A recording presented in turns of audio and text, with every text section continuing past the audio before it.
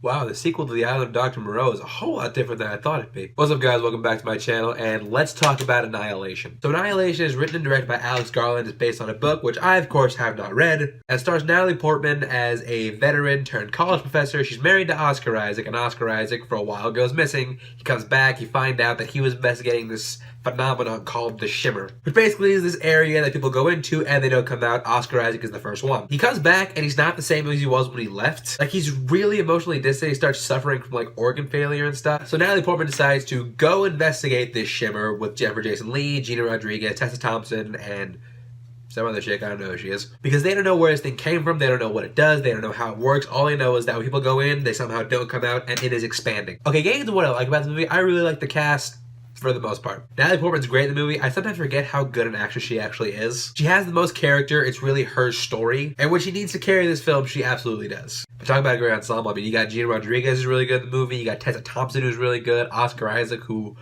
I mean, when he's on the screen, he's good. He's not in the movie that much, but when he's on, he's really good. Even the chick whose name I don't know, she was pretty good. I mean, granted, for a no-name actress, she's pretty good. Only downfall with the cast for me is Jennifer Jason Leigh. Like, there are times in this movie where she seems just so bored with what she's given. When really she's given about the same as everybody else. I mean, besides Natalie Portman, nobody's movie really has much character development to them. I mean, granted, when bad things happen to them, you feel bad, but you're not really all that emotionally invested to anybody else except Portman. Really, the star of this movie and the standout is Alex Garland. He wrote it and directed. He also wrote and directed Ex Machina, which I really loved. And yeah, this dude knows how to direct sci-fi. I mean, some of the shots in the movie are just absolutely fantastic. He also did a really good job of pacing in this movie. Like, this could have easily been like boring, slow, sloggy sci-fi. I feel like Alex Garland hit a right balance because I can say a lot about this movie, but I was never bored.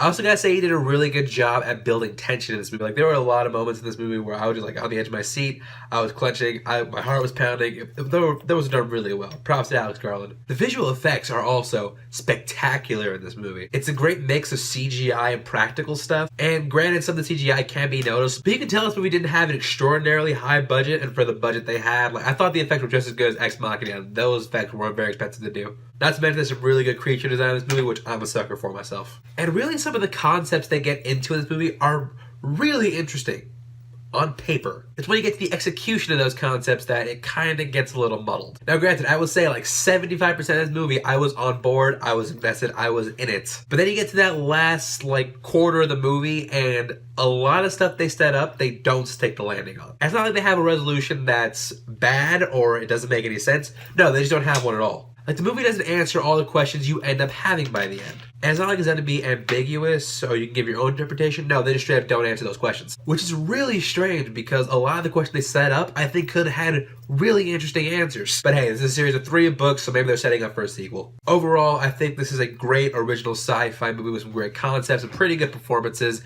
some amazing visuals and direction, and I will give Annihilation an 8 out of 10. So Annihilation, if you've seen it, what do you think about it? Leave a comment below. Let me know, like, share, subscribe, and I will see you next time.